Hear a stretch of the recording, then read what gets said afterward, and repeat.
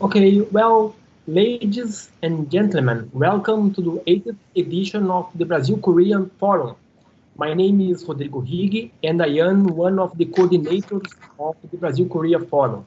On behalf of the Unisinos team, at this moment, I would like to thank Professor Kwon for accepting our invitation to participate in this event. Unisinos has elected South Korea as a strategic partner, so maintaining a partnership with dozens of institutions in that country over more than 10 years. So, in this way, the Brazil-Korea Forum is a traditional international event that celebrates the partnership of research, science, and innovation between the countries Brazil and Korea, together with other partners such as USA and Germany that have joined us with cooperations along the time. Since 2011, the forum has been active in the education and training of students and professors, focusing mainly on the topic of semiconductors and its extension to Internet of Things, sustainability, and healthcare areas. The partnership between Brazil and Korea is fruitful and has already resulted in the creation of the Semiconductors Technological Institute at Unisinos, as well as a close academic mobility at both undergraduate and postdoctoral levels. This year, the Brazil-Korean Forum takes place entirely in a virtual mode through a cluster of workshops and panels. So, at this moment, I would like to invite all the participants to watch a short video of the main achievements of the Brazil-Korean partnership.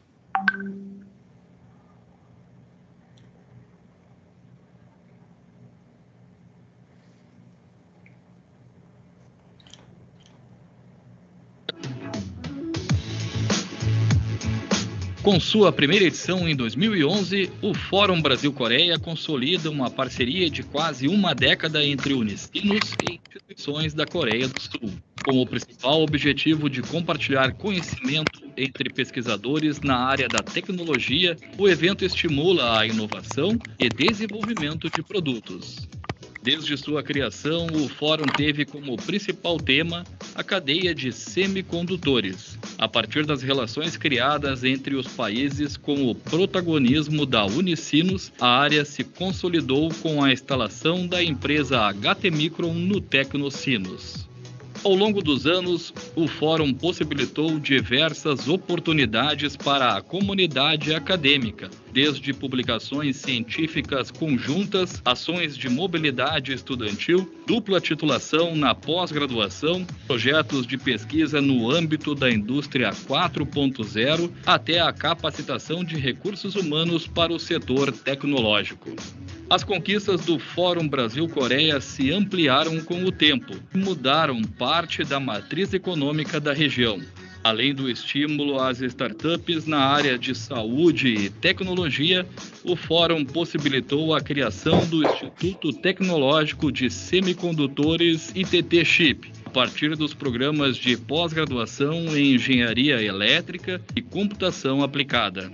Em 2019, a integração entre pesquisadores brasileiros e coreanos, ITT Chip e HT Micron, criou um marco importante para a área no Brasil. Primeiro chip semicondutor para o mercado de internet das coisas projetado no país. Perspectiva de uma expansão e consolidação das suas relações internacionais, Unisinos mantém uma contínua ampliação do fórum com a participação de países como Estados Unidos, Alemanha, Austrália, entre outros. Movimento estratégico que torna o pioneirismo uma tradição, fazendo da inovação uma cultura que a Unisinos, universidades brasileiras e coreanas, ser público e empresas constroem, agindo localmente e pensando globalmente.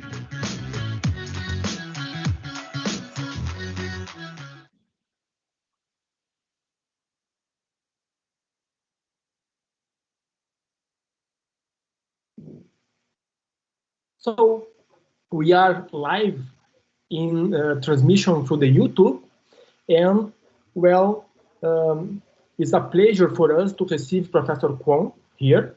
And in this evening, we will have a panel with the following title: Advanced Materials for the Industry 4.0. So in this moment, I'd like to pass the talking to Professor Tatiana, who will conduct the panel with Professor Kwon. So go ahead, Professor Tatiana.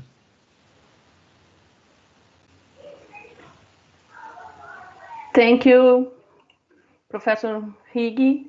For me, it's a pleasure to conduct this panel tonight.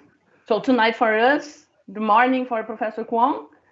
And I really like to, it's a pleasure for us to have you here, Professor Kwon. And we will start talking a little bit about Professor Yang Kwon. He is an associate professor of material science and engineering at Hongik University. He has his material science engineering bachelor in Seoul National University in 2000, and then his PhD in material science and engineering at the Northwest University in 2007. He has some experience as senior engineering at Semiconductor Research Center from Samsung Electronics, and since 2013, he's associate professor at Hongik University. So for us, it's a pleasure to have you here, Professor Kwon. You have the time to talk to us a little bit about what we are doing and what you can discuss and doing together in research and science. Please. Okay, thank you for the nice introduction. And can I share my presentation file with the content sharing now? Okay. Okay. Actually, this is the first time for me to use the Microsoft Teams. So now, do you see my face? Please,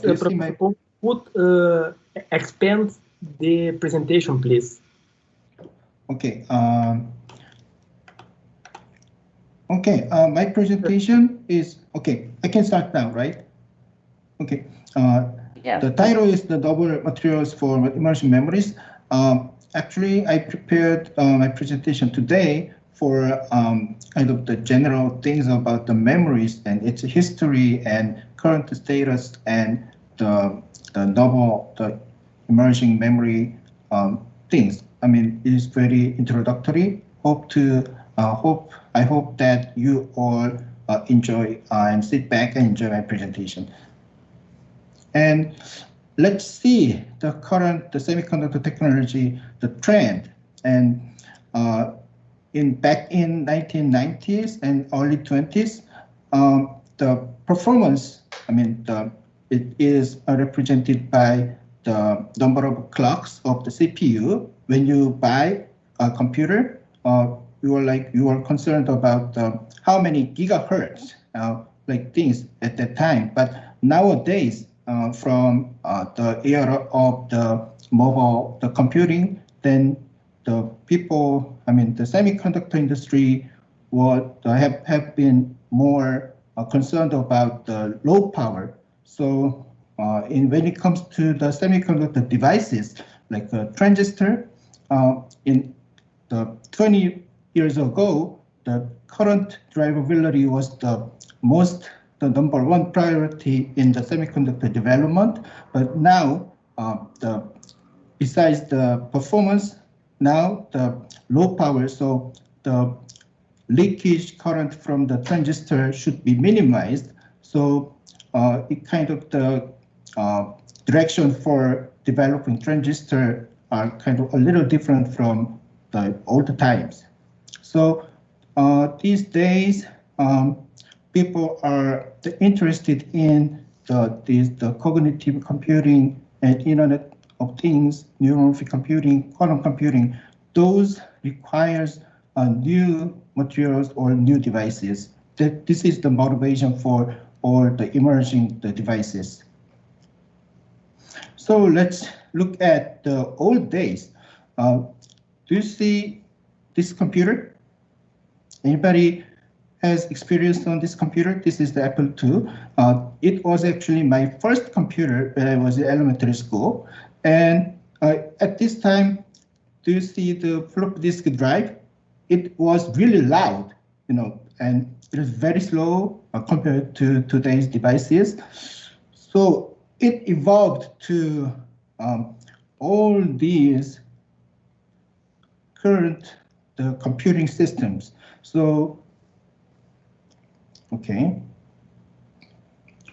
So this is the server, and this is the workstation, and this is the laptop, and this is the Galaxy Fold, actually. This is the mobile phone. So today's computer, it evolved a lot. It's at this time, people cannot imagine all these things at the time. So the evolution was really fantastic.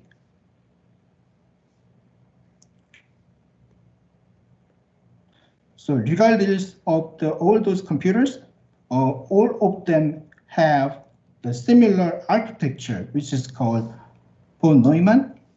So it has a processor and main memory system. This is the main computer hardware, and it has auxiliary storage like FDD. Now nobody uses FDD at this time, and optical drive and hard disk and solid state drive. And these are input devices: the keyboard, mouse, touchscreen, pen, camera, microphone, and maybe there will be more input devices in the future that we cannot imagine. And output devices, the typical monitor, printer, and speaker. And this is the vibration on your mobile phone, like a haptic system. And well, there may be more things will come out later. If you see the blue, the letters like the processor and main memory and SSD, all these are based on the semiconductor technology. And so anyway, this basic architecture are maintained for a long time from the old computer and to the most advanced computing system today. And this structure is very basic.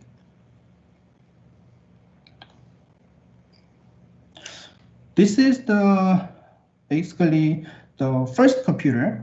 It used the vacuum tubes, which is called ABC. This Anatosov Berry computer, it came out in 1939, and it was the first version, and second version came out in 2 years later. And it was not programmable, but it had memory. Today's topic is memory, as you know. So it is amazing. 30-bit, we have the 8 gigabyte bits or 8 gigabytes or 4 gigabytes today compared to the large capacity memory. This is just 30-bit memory. But actually, it is kind of the ancestor of DRAM, one of the major memory product today. And this is a capacitor. As many people maybe know, the capacitor is 2 metal plates, and in which there is some dielectric material as kind of insulator. So you can store charge in this capacitor. So if the charge is stored in the capacitor, that will be data state of 1. And if there is no charge in the capacitor, that will be data 0. So it represents the data as the 1 or 0, which is the digital system. So this is the ancestor of the DRAM. And now later on, many computers with vacuum tubes came out, and mostly they were programmable, but there was no memory function. And this computer from German, made by Germans, and this was by the English. Anybody saw the Imitation Game? This movie is about this computer, development of this computer, and this computer was used for the Second World War in the Normandy landing, and at that time, this computer deciphered the Germans' code, so they could make a strategy for the landing in the Normandy. And anyway, these didn't have the memory function. And people think this is the world's first computer with the entire system that I showed you as the von Neumann architecture. So it is programmable and also has memory. So it has both logic and memory. This is the first computer that has both the logic and memory. And starting from this ENIAC, then the computers that I showed you before were made with the vacuum tubes. Instead, the transistors were developed later. So in 1947, the first transistor was developed in Bell Lab in USA. So this Bardeen and Hyouk Lee, Breton, and they made the first transistor. This is not exactly BJT, the bipolar junction transistor. Anyway, it has the 3-terminal, and so this is the first semiconductor transistor, the world first semiconductor transistor, and later in the 1960s, this guy, the Daewon Gang, this is actually Korean, and actually the Korean people are very proud of him, and he made the first patent on MOSFET. MOSFET means this is kind of transistor that is currently and widely used for integrated circuit. All integrated circuits, including the CPU or SoC, currently, or memory devices, all the semiconductor, the integrated circuit products use this transistor, the MOSFET. This is actually metal oxide semiconductor field effect transistor. So it was developed in 1960. The patent was 1963. Then the DRAM, this is invented in the IBM, the T.J. Watson Research Center by the Dennard. So it basically has a capacitor with a switch. The switch means it controls the current to put electrons into capacitor or taking electrons out of the capacitor. So this is kind of the switch. Anyway, in DRAM has, this is a bit diagram for 1 bit. It is composed of the 1 transistor and 1 capacitor. This is called actually 1T1C. And the first commercial product, DRAM chip, was made by Intel in in fact, it came out 1970, I think, and it was 1 kilobit. So still it's very small, but it was very innovative at the time, and it was the best-selling semiconductor by 1972. this is the modern DRAM structure of the device structure, and this is messy, right? Anyway, this is capacitor. All these are capacitors, and one capacitor with one transistor, so they are paired. Anyway, it says this is the cell, one cell, and this is kind of the unit, and this unit is repeated in this direction and this direction. So basically memory is a collection of these cells and the driving circuits, which is called the peripheral circuits. And another major memory product is flash memory. The first patent, the first flash memory patent came out actually in 1970, but the modern flash memory is NAND type. The first NAND type patent came out in 1996, and I said DRAM stores electrons in capacitor. Instead, in the flash memory stores electrons in a floating gate. The floating gate is actually this is one MOSFET, and this unit is repeated this direction, and all these are just one bit.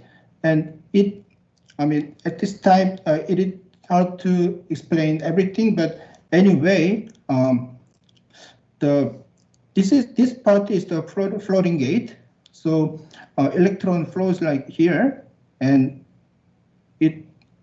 electron goes into the floating gate by tunneling. So anyway, the basic principle, I mean, the floating gate basically contains electrons. So if the floating gate has electrons, that is data state of actually 0, and when it loses the electrons, I mean, if floating gate is empty, then the data state of 1. So data 1 and 0 are determined by the if the floating gate has electrons or not. Anyway, the devices that I showed you was the DRAM and flash memory, or the MOSFET transistors. All those technologies are based on silicon.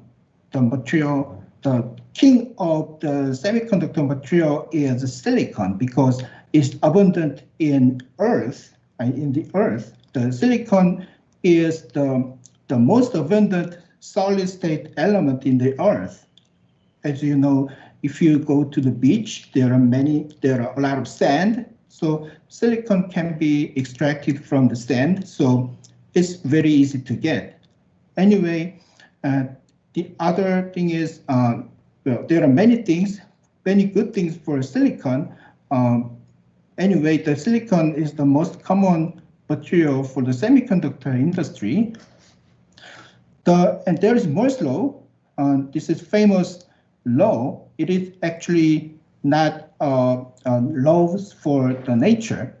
This is not physics. This is the business law, actually. The Gordon Moore was the co-founder of the Intel and Fairchild semiconductor companies. Those two, both are the famous companies, as you know. And yeah, he's rich, as you see. I found this from the Wikipedia, but his worth is the $11.9 billion. Well, it's amazing, right? Anyway, he insisted, I think it's in early 70s or 60s, yeah, like 40 or 50 years ago. And he stated the number of transistors in dense IC, integrated circuit, will be doubled approximately every 2 years. This is very famous law in semiconductor industry. Actually, this law drives semiconductor engineers to work hard to increase the density of the transistor in the transistor. And anyway, if you see this graph, this plot, well, this is the year. X-axis is year, and y-axis is number of transistors.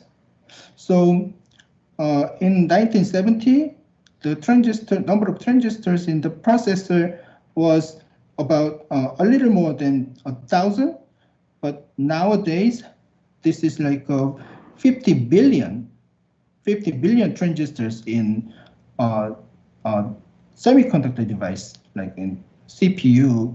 And if you see closely in this part, then you will see the many names that you recently saw. Like if there are many specific model names here, but if you can identify the IBM or the AMD or Intel, anyway, all the current semiconductor chips are there. But the scaling down, the Moore's law is basically the scaling law about the increasing transistor densities. The good things about scaling down are if you scale down the devices, it will get higher speed and lower power, which means better performance. Then another thing is better productivity. If you can have more chips per wafer if it has the same number of transistors. So it ensures the higher productivity.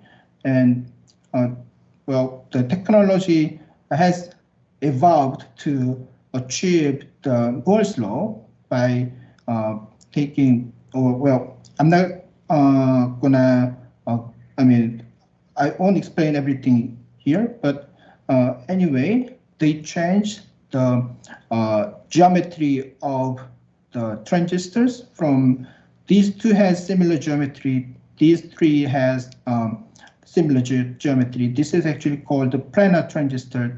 These are the FinFET. It is the FinFET. These pictures are from the Intel's website, and maybe actually I have a lot of things to talk about these things, but I'll skip. Okay, the thing is that I said most of electronic, the semiconductor devices are based on silicon, but the silicon electronics confronts difficulties in scaling down. Meaning that it is hard to decrease the size of the silicon devices at this point. In case of DRAM, the most advanced DRAM is 14 nanometer. And in case of flash memory, nobody really says the nanometer for flash memory anymore. Instead, people say number of stacks for flash memory. I will explain that later. Anyway, in case of DRAM, the most critical problem in DRAM is I said DRAM store electrons in capacitor, and the electrons escape from the capacitor spontaneously, which means we lose data. So we want to keep electrons as long as possible in the capacitor. So to do that, we have to increase the capacitance. We have to make larger capacitance by using new material or increasing height. Actually, capacitor geometry is a cylinder in DRAM, and due to the scaling, you cannot decrease X, Y size in the capacitor. Instead, you have to increase the height because you cannot decrease X, Y dimension in case of capacitor. And increasing height is really, really difficult. And I will see you and show you later. And another thing is we have to block the electrons from escaping from the capacitor. So actually, this is the kind of the illustration for explaining the DRAM cell. So I said this transistor is switch. So you can think the switch as this faucet, like this thing. And the capacitor, you can think the capacitor as a kind of this cylinder with water. So actually the water leaks. There is water leaks. So you have to make this transistor very well to block the leaking. So all the research activities in DRAM where one is increasing capacitor, the other is reducing leakage current by making better transistor. So transistor and capacitor are just the engineering points in the DRAM. So people developed DRAM transistor from this simple geometry to these complicated geometry.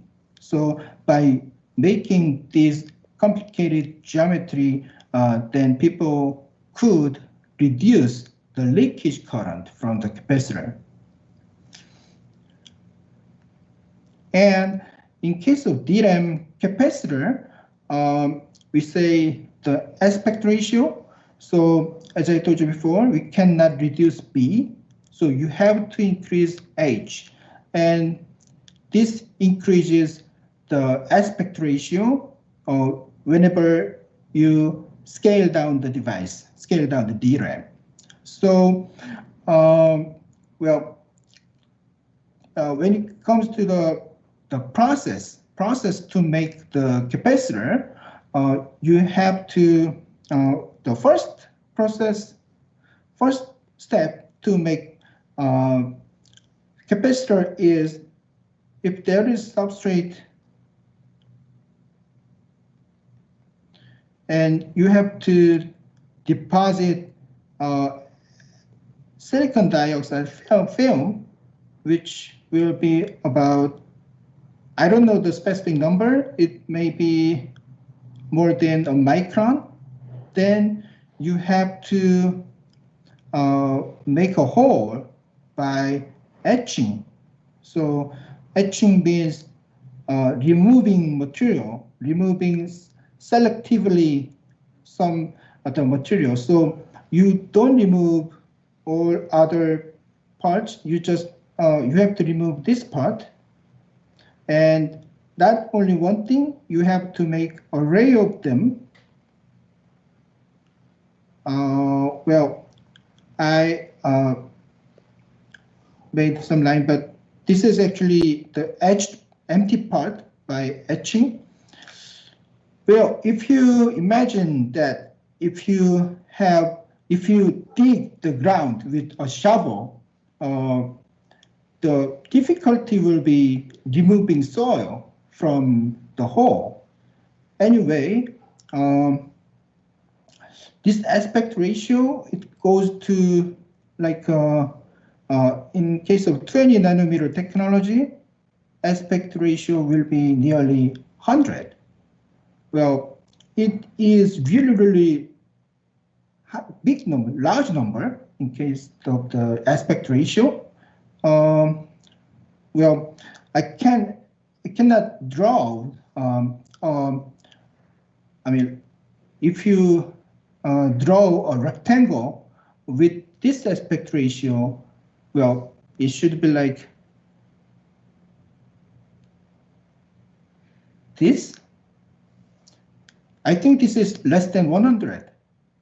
So this aspect ratio 100 is really difficult number to achieve. So, but people made it.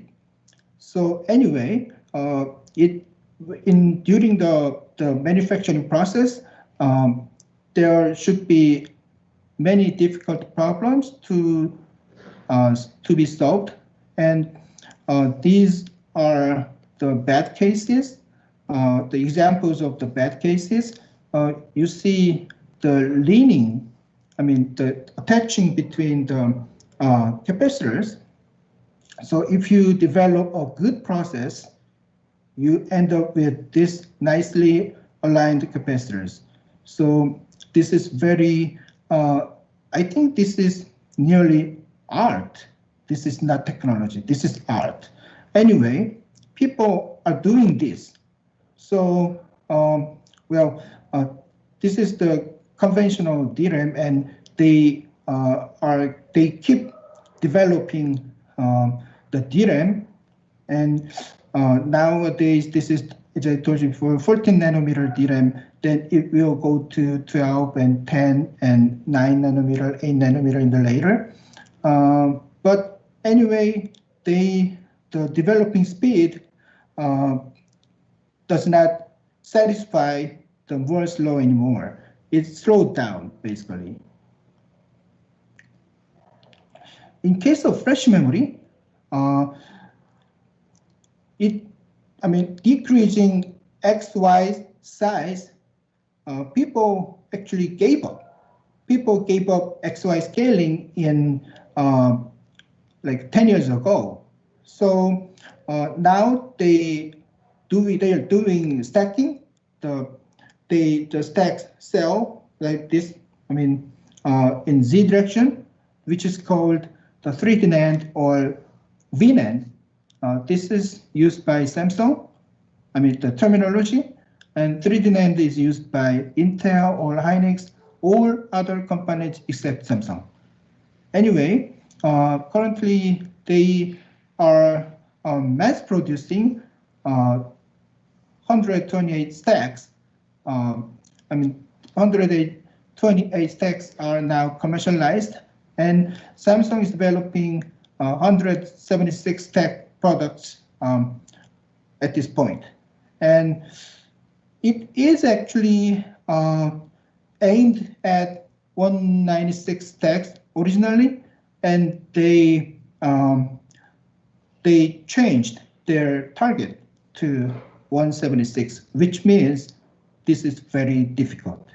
And I would like to say the process technology is just artistic, because there are many difficult processes to make the three-dimensional NAND. And I'm not gonna go through all these things, but anyway, there are I would like to say there are many difficult process technology to make this kind of the 3D NAND. And this figure is from Intel, and the Samsung, Hynix, all of them, or Toshiba, all of them use somewhat different the process flow. The combination of the unit processes are kind of somewhat different. And anyway, there is a big competition between companies for this three-dimensional NAND at this point. So now it's time to discuss about necessity of the new memories. What I want to emphasize is it's close to the scaling limit in case of the DRAM or NAND flash. These are based on silicon technology, silicon material, basically. And another thing is both uses the charge storing, the electron storage, to represent data 1 and 0. Storing electron or making the capacitor on a floating gate empty will be the empty or filled with electrons are just the data 1 and data 0. So at this point, in case of DRAM, DRAM manufacturers say nowadays the 1Z nanometer, they actually don't state the specific number for the nanometer.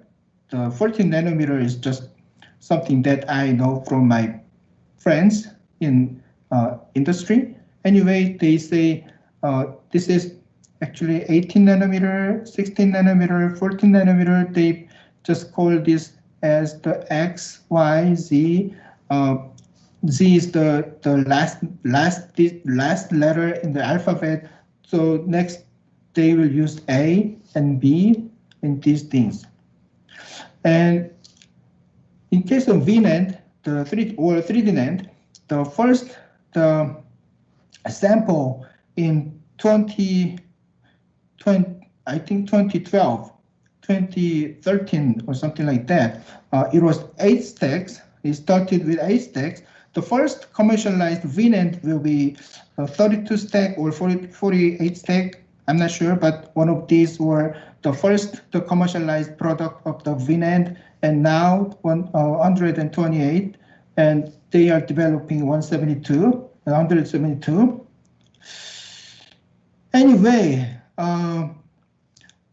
actually the further for the DRAM and NAND flash is very, very difficult. So the companies are looking for alternative solution to be scaled easier way. And so the necessity of new memories, the first thing is replacing existing DRAM or NAND flash market.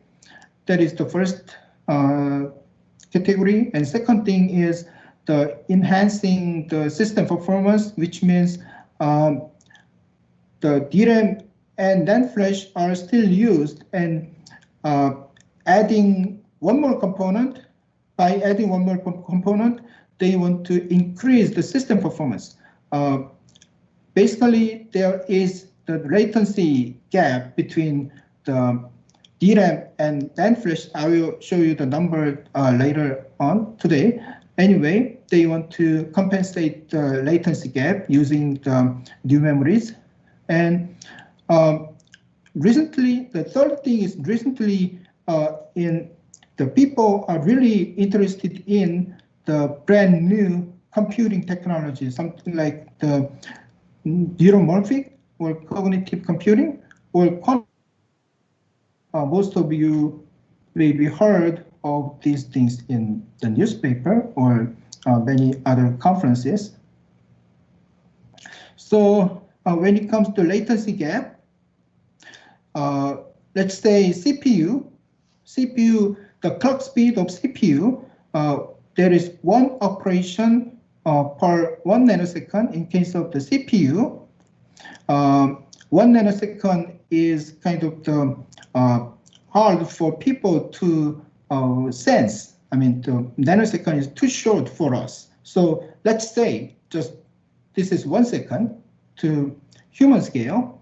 So if you regard the 1 nanosecond as one second, then the DRAM, it takes 100 nanoseconds per one operation, and SSD, it takes 100 microseconds, and hard disk drive, this is 10 milliseconds. So if you increase 1 nanosecond to 1 second, the speed of the hard disk drive becomes 100 days. 1 second versus 100 days. So, okay, 1 second, 1 minute, and a day. So here, if you have 1 hour device here, so if you see the latency gap, this gap is huge. So if you put something that is in the middle, then you can solve the bottleneck problem of the data transfer between all the devices. So this is basically about the von Neumann architecture, the very traditional computing architecture.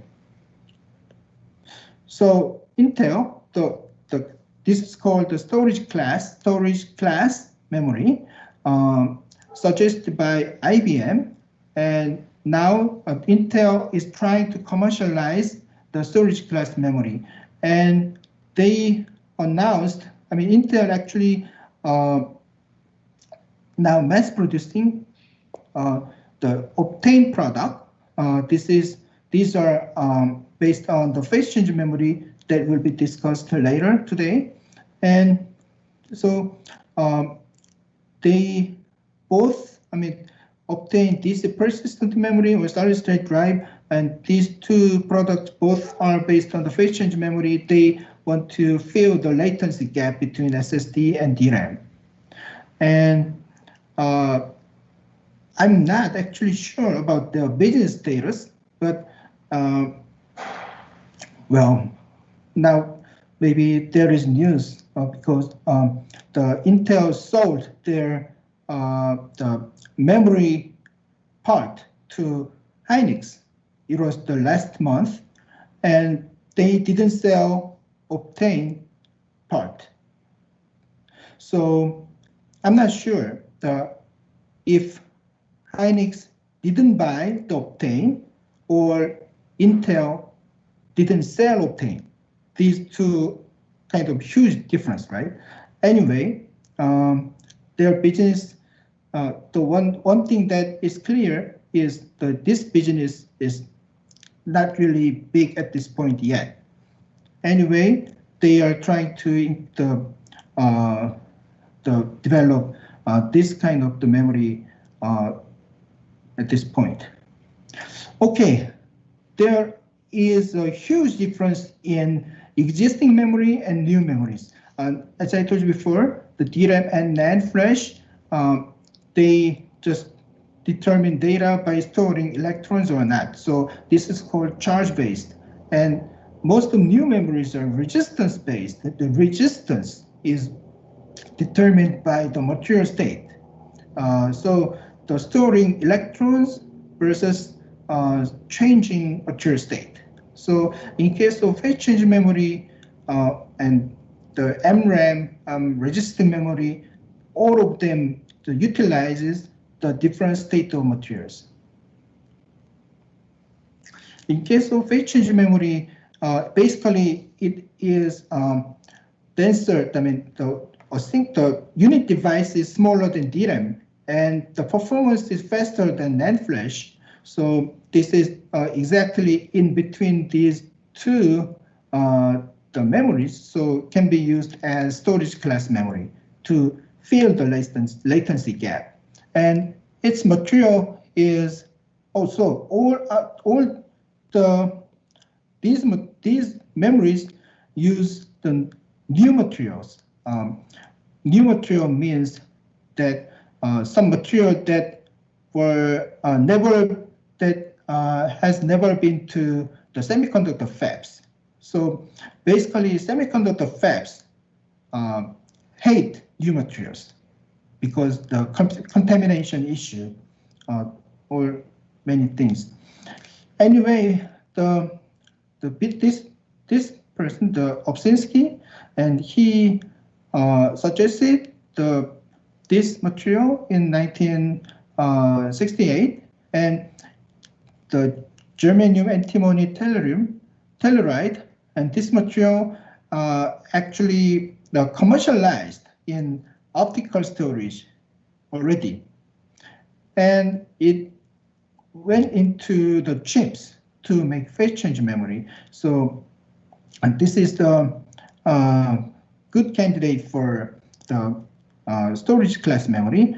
And the characteristics of this material is it has two kinds of state. This is the ordered state and disordered state. In case of disordered state, is called the amorphous. It has low reflectivity and high resistivity. So in case of phase change material, it utilizes this characteristic, the high and low resistivity. And this is data 1, this is data 0. So it can be used for digital memory.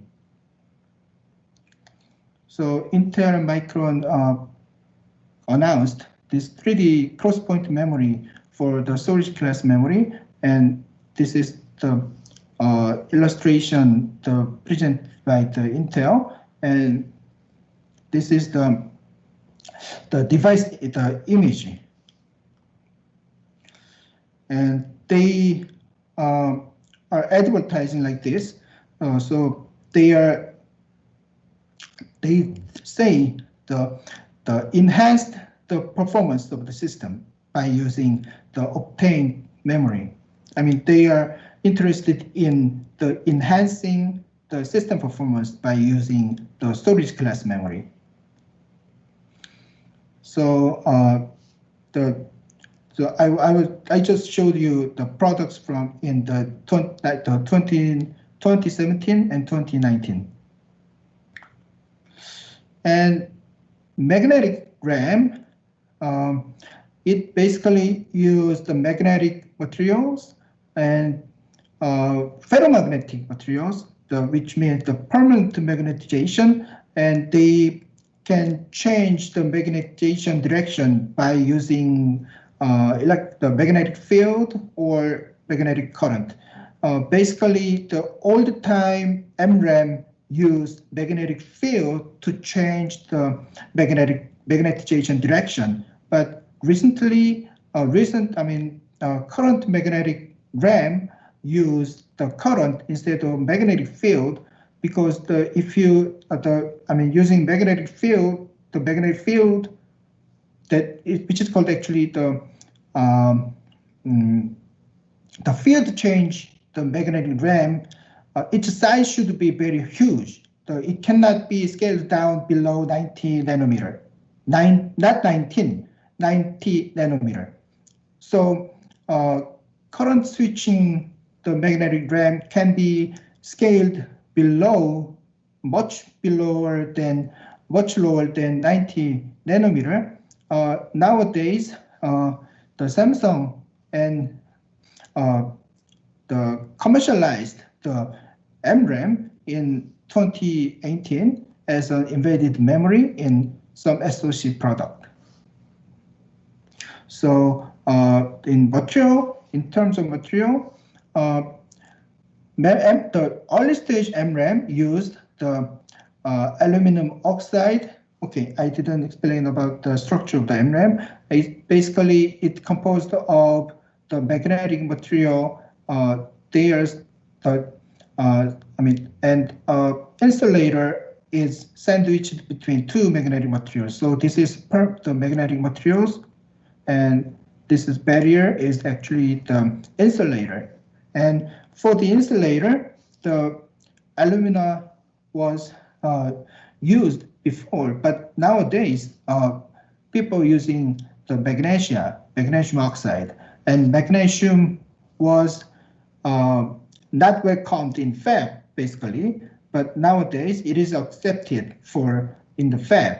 And for the ferromagnetic material, there is cobalt, iron. These two are kind of alien the elements in fab, so it was also not welcomed by the fab. Anyway, there are other metal electrodes, the ruthenium, tantalum. Tantalum was used before, but ruthenium, platinum, manganese. Anyway, there are many new materials. New means new to fab, semiconductor fab. Actual MTJ, the magnetic tunnel junction, are very complicated like this to enhance the performance of the magnetic tunnel junction. Anyway, basic concept is like this simple, but actual device is much more complicated.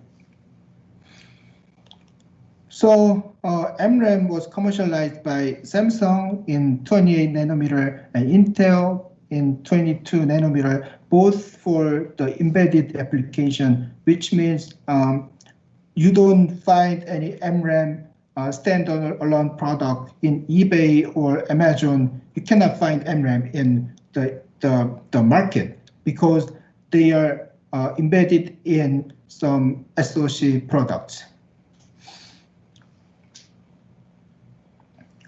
And the resistive memory basically means, okay, if you see memristor, RRAM, ReRAM in these terms in newspaper or academic papers, all these are the same thing.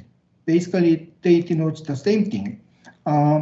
So it has simple metal insulator metal structure, and the key mechanism is a conductive filament between the two metal electrodes. So if you see this the figure, this is metal and metal. This is insulator, and these red lines are conductive filaments. So this means the metal electrodes are connected. So now it's short circuit. So current can flow. This is data 1, and this state, this is data 0. This is data 1, because in this case, metal electrodes are not disconnected. And in this case, this is also data 0, because here the filament was ruptured. So current cannot flow between these two electrodes. So this is also data 1. I'm not gonna go into two specific things between. Anyway, in case of resistive memory, the key mechanism is the formation and rupture of the conductive filament. Okay, I'm not gonna skip. I'm gonna skip this slide. Okay, there are so many materials for the resistive memory. So many kinds of material, in many kinds of the insulator materials, or the combination of the insulator and metals can show the resistive behavior. I mean, there are too many candidates for the resistive memory. So, well, there are many kind of weird, I mean, in viewpoint of the semiconductor fab people, there are many alien materials like the platinum or, well, the ruthenium, gold, and anyway, there are many material challenges here.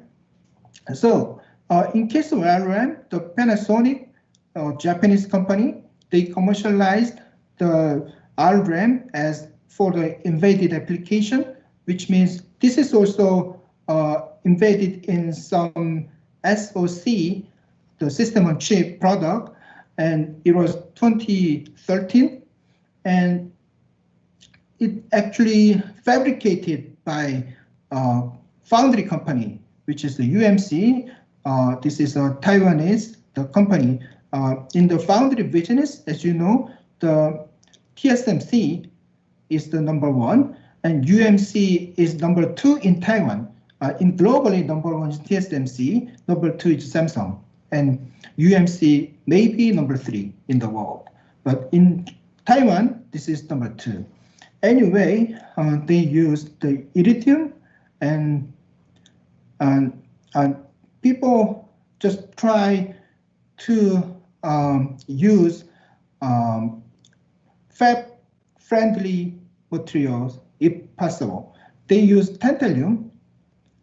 Tantalum is actually commercialized, I mean, used by fab as a barrier material before. So the tantalum is easier to get into the fab. So that is why they adopted tantalum oxide, we think. Anyway, the adopting new materials, there are many difficulties. So basically, reproducibility, the silicon-based devices are superior in this reproducibility for the stable manufacturing, better yield. And the many materials for new memories are very new to the semiconductor fab, here like tellurium and cobalt, magnesium, although they are already commercialized, and manganese, the iron, ruthenium, platinum, and resistive memory. There is so many candidates. So they are, regardless of the any material, they are not welcomed in fab because of the contamination issue and device instability. So this is not good for stable manufacturing, but many other materials were accepted eventually. For example, germanium. Germanium was also rejected by the fab people before, but now it's kind of basic material for a CMOS product. The logic CMOS includes all of the current CPU or application processors in the mobile phone, all of the most advanced computing system use germanium element, more specifically, which is the silicon germanium stressor.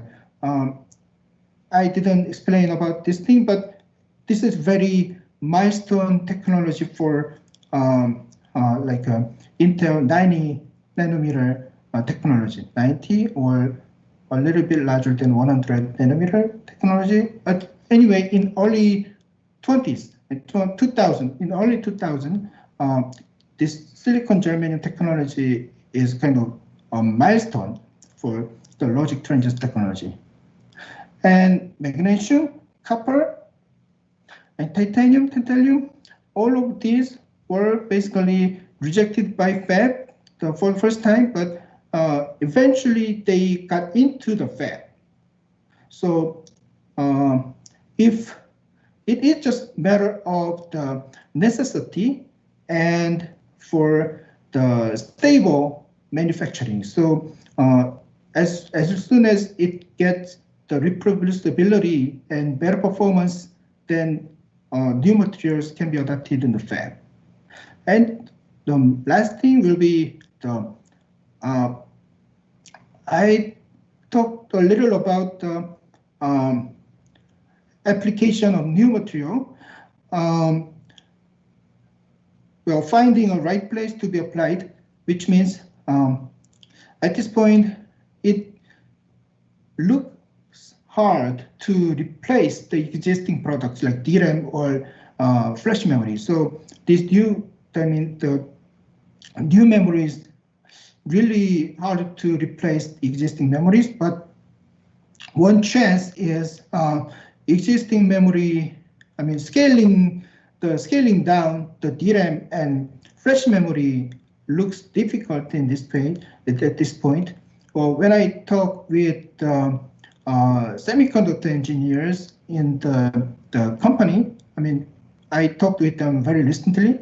Well, several years ago, they were really negative for new memories, but now their attitude is different. They really think the scaling down is really difficult at this point, so they are just looking for some alternatives for the DRAM and NAND flash. So anyway, so this is the end of my presentation. These are the summary. So the DRAM and NAND flash scaling limit is coming, so we should be prepared for the scaling limits. And another thing is new memory is the resistance based, and they are non-volatile. This is a very important thing. In case of DRAM, this is the volatile memory, and new materials being, under investigation, but still not welcomed by fabs, but later on they can be accepted if they satisfy the performance requirements and they find some way for the stable manufacturing. And the sample products were already demonstrated by some semiconductor companies, as I told you before, and DRAM, the flash change memory or the resistive memory by Panasonic and MRAM by Samsung and Intel individually. Okay, this is the end of my presentation, and thank you for the attendance. And well, it's amazing. Due to the communication technology like the Teams or Zoom or anyway, this online presentation is available thanks to semiconductor technology. So, and thank you for attendance, and just give me a question if you have a question, and thank you.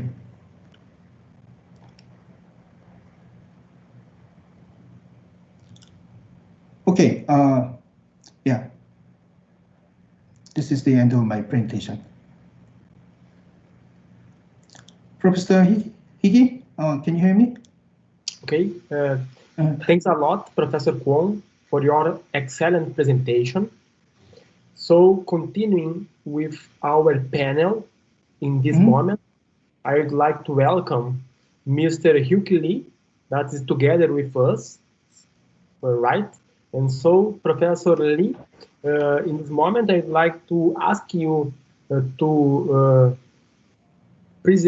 upload your presentation. Please go ahead, and again, welcome to our conference.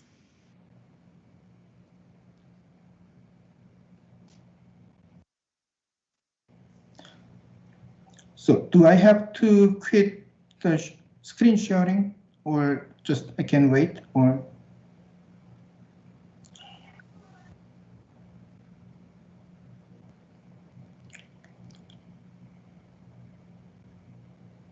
Mr. Hyouk Lee, can you hear us? His microphone is off now.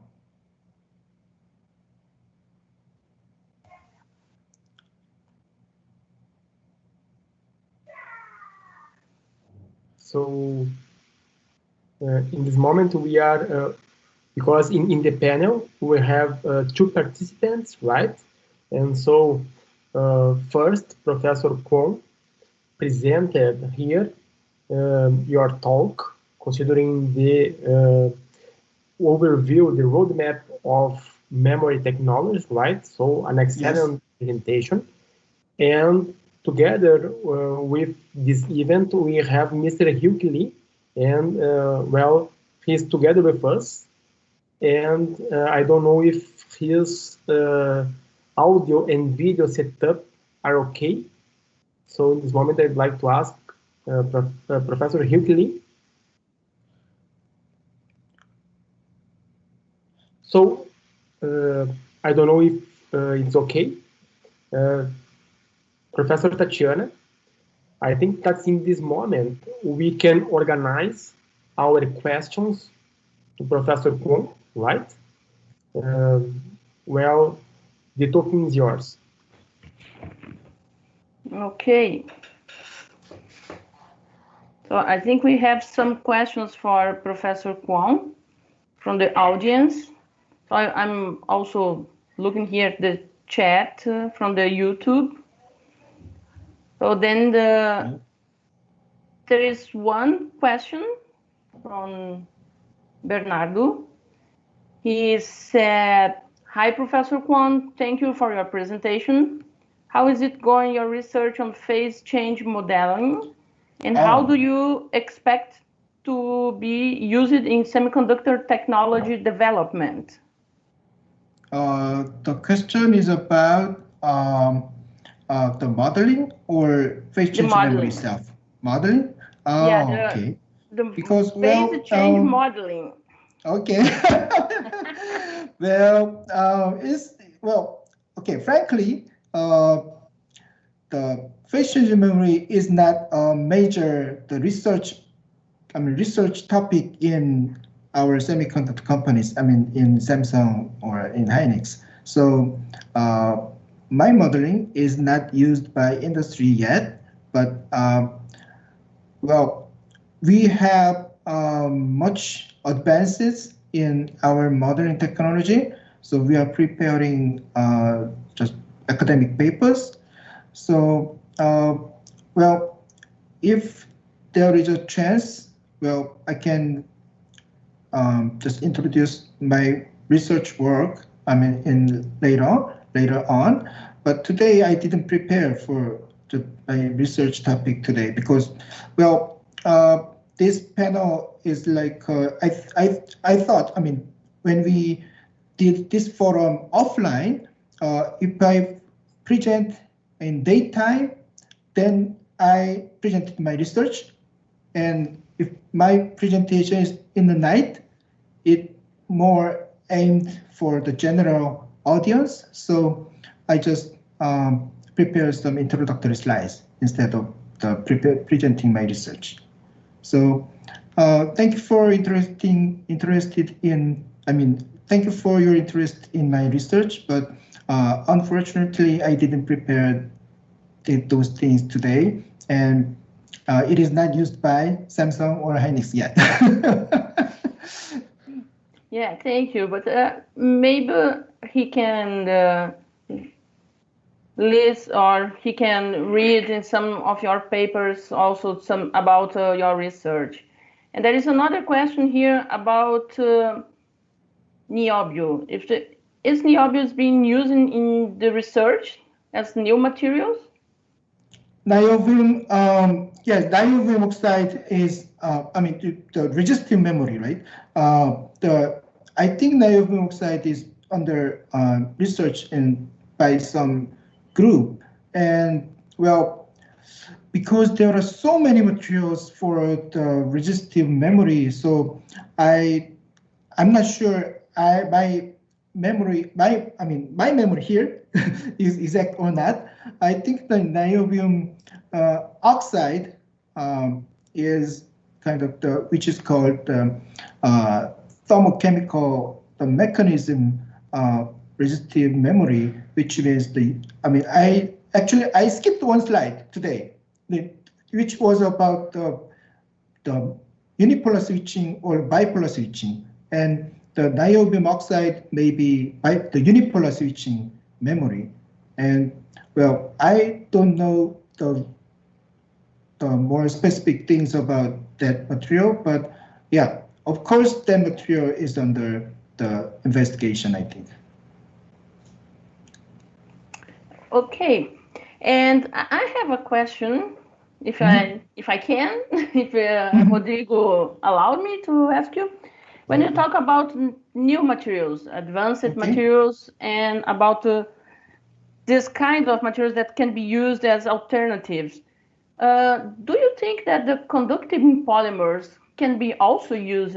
Okay, the conductive polymers may, I think, and frankly, the semiconductor companies at this point, they don't like polymers basically, but for the IoT application, like wearable devices, like if you attach some patch on your body, and if it needs some flexible devices and with low power and very cheap, then the conductive polymer should be used as electrodes or other material. I mean, the conducting polymer is not semiconductor, but semiconductor devices have to be combined with conductors.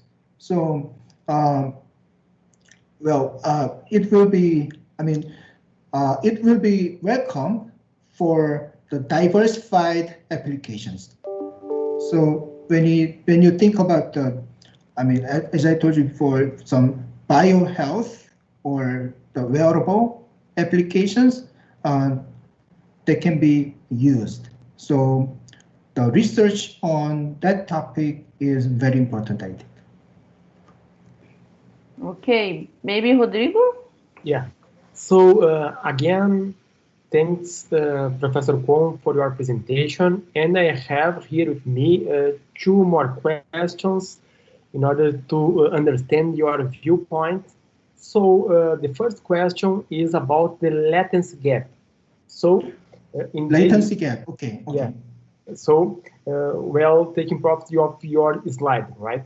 So you have the processor in this way, and also you have the memory. But between the processor and the memory, you have the bus, right, connecting them. Yeah, yes, right. And I can imagine that changing the technology memory, you must change the technology bus together, right? So can you talk a little bit about the bus and the most ideas, the most advanced regarding the bus?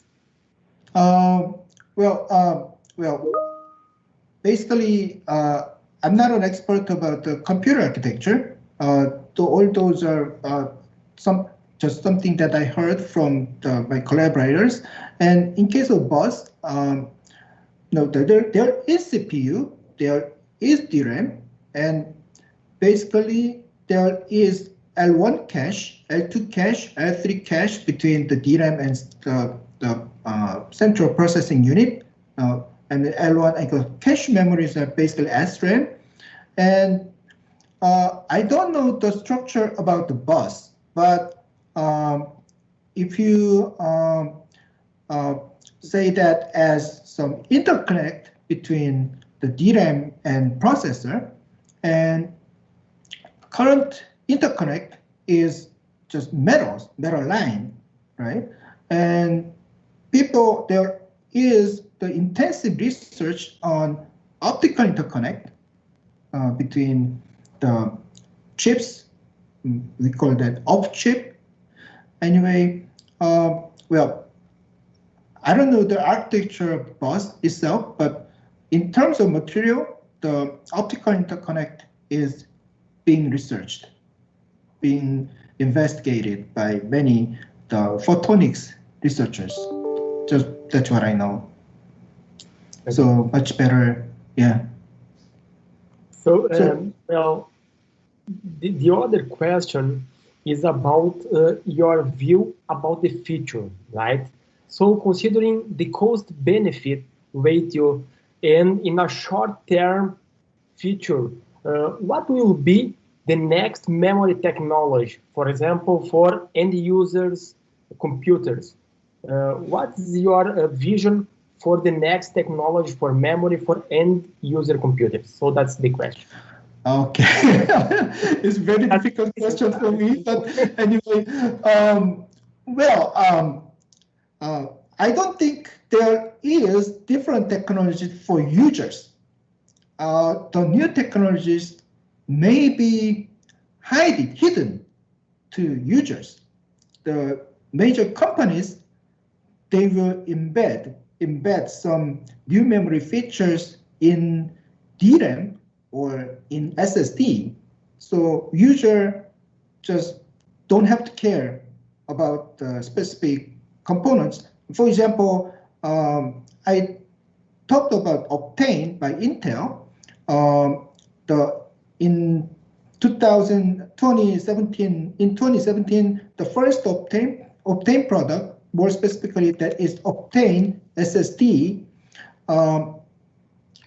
That is basically the Optane chip that is phase change memory chip that can be paired with HDD. Then its performance exceed SSD. That's what Intel suggested. The pairing Optane and HDD that is cheaper than one SSD and faster than SSD. That's what Intel advertised. Well, I don't know the near future, the specific memory product, and I think it will be hard to replace the existing memory. This is actually not only my view. Many people think like that. I'm just following the majority's opinion, basically, not my own opinion, because I don't know the system architecture or other the marketing things. But but if I guess the future, just as I told you before, the new technologies will be hidden. So they can make some hybrid things to augment or to compensate existing memories. Okay. So Rodrigo, we have two more questions from the audience, from YouTube audience. Yeah. Okay. So it's from Rafael Lavish. Thanks for your presentation, Mr. Kwon. I'd like to know how the stability of phase change MEMS compares to NAND MEMS, in which loss is very common and error correction must be very well implemented. Okay. Basically, we call that as endurance. Endurance is the maximum number of switching cycles. I mean, the writing and erasing number of possible writing and erasing cycles. In terms of that, phase change memory can be cycled like 10 to 6 times. And in case of flash memory, it can be cycled like 1,000 times. So there is huge difference between them. So phase change memory is superior than flash memory in terms of the endurance. But now the 1,000 times endurance of flash memory is not a problem, because as you know, the SSD capacity is very high, and okay, there is many memory cells, and the endurance cycle, number of cycle means if you write and erase in one cell, one specific cell, then it can endure 1,000 times, but you can distribute all over the SSD, the memory address.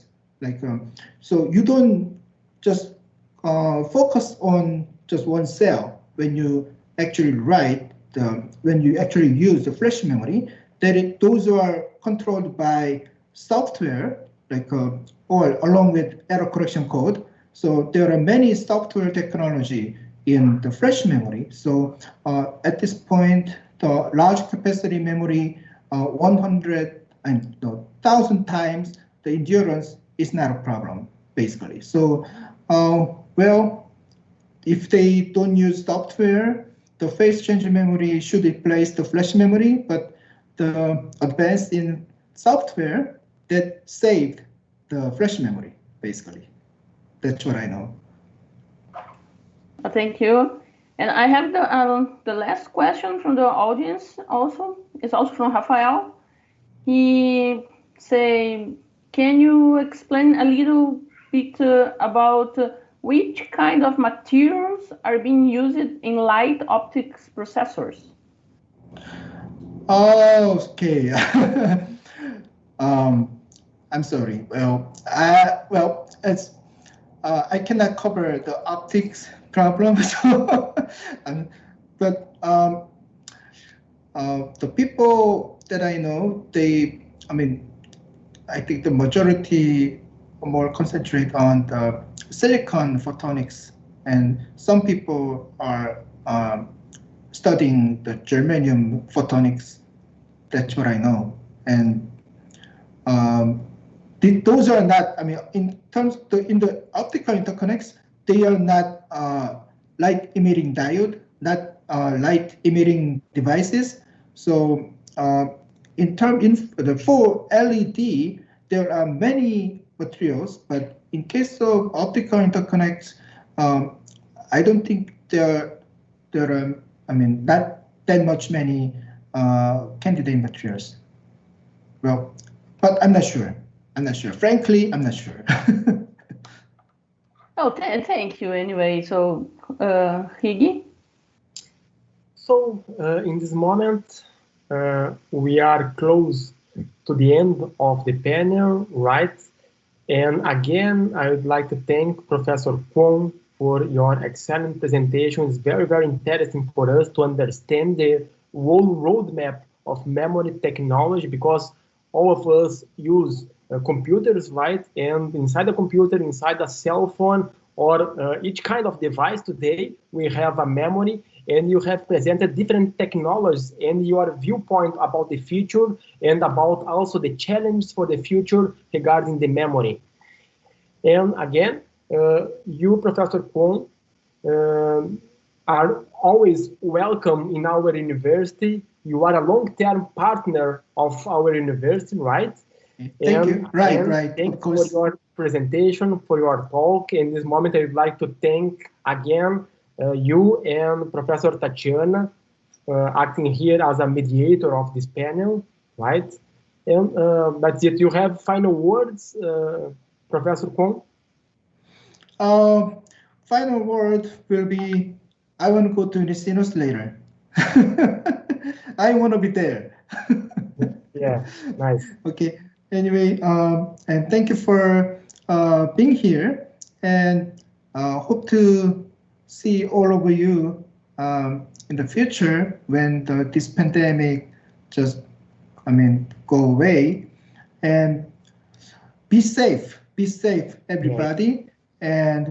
And I love you so much. Yeah. And be safe and healthy. You. Thanks, Professor Kwon.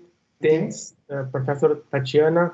And here, as coordinator of the forum, I would like them to close this event.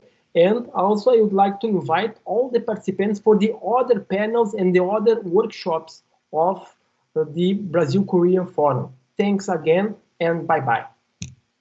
Okay, bye. Bye-bye. Bye.